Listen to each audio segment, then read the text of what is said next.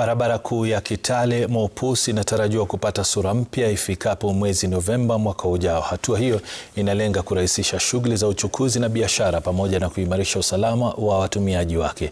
Mradi huo pia utahusisha ujenzi wa njia mbili katika maeneo yaliyokumbwa mara kwa mara na ajali ili kupunguza hatari na vilevile kuokoa maisha. Collins Shitiabai anaarifu. Barabara hii inapitia mji wa Kapenguria, ni kiungo muhimu kati ya kaunti za West Pokot na Trans Nzoia. Mbali na kuchochea sekta ya kilimo katika eneo hili, barabara hii ni muhimili wa usafirishaji wa bidhaa muhimu kuelekea Sudan Kusini, hivyo kuwa uti wa mgongo wa biashara ya kikanda. This road now provides the shortest route to South Sudan.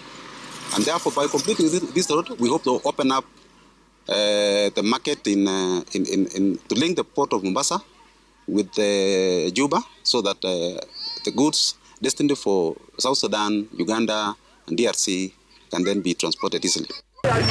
Hata hivyo, licha ya umuhimu wake mkubwa, madereva na watumiaji wa barabara hii wamekuwa wakikabiliwa na changamoto nyingi, zikiwemo mashimo, msongamano wa magari mazito na ajali za mara kwa mara, hali inayochelewesha safari na kuongeza gharama za usafirishaji. Sisi barabara imekuwa ikitusumbua sana kwa sababu ya uwembamba, ilikuwa inasumbua mambo ya ajali na utelezi na matope kwa wingi. Ametusaidia sisi kama barabara, tulikuwa tunapitia changamoto hapo.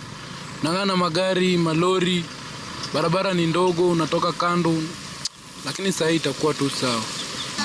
Kutokana na hali hiyo, serikali imeanzisha rasmi ujenzi wa kilomita 72 za barabara hii kwa gharama ya shilingi bilioni 15.4.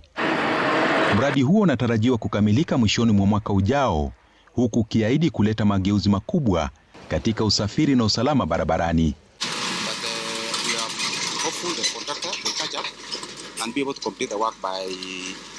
By November next year. The contractor will also still maintain the same road for another 36 months. So in total the contractor will be here for 84 months.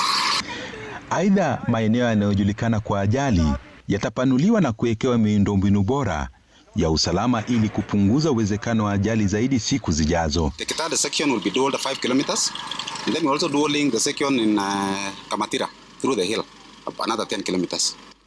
Katika siku za hivi karibuni, barabara ya Kitale Mopus imekuwa na shughuli nyingi kutokana na ongezeko la malori yanayosafirisha saruji na bidhaa nyingine za ujenzi. Upanuzi wake unatazamwa kama afueni kubwa kwa madereva, wafanyabiashara na wakazi wa eneo hili.